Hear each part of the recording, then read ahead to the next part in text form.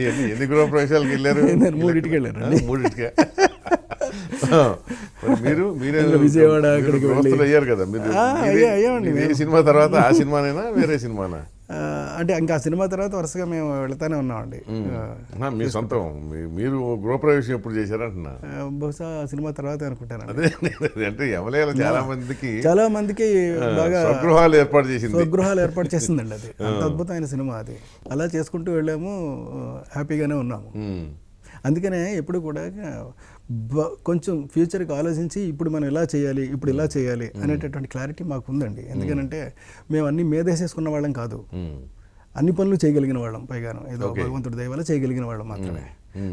అలాగని చెప్పేసి నేను కూడా నా 40 సినిమాల్లోనూ 2 సినిమాలు మ్యూజిక్ నేను చేయలేదండి. అప్పట్లో దత్తు గారు అన్నారు, మీరు ఎందుకండి మ్యూజిక్ అంతా ఇక రొటీన్ అవుద్దేమో, కొంచెం క్షణం పాటు ఆగి మీరు ఎలాగంటే ఎలాగన్నారు. అప్పుడు మణిశర్మ గారు చేశారు.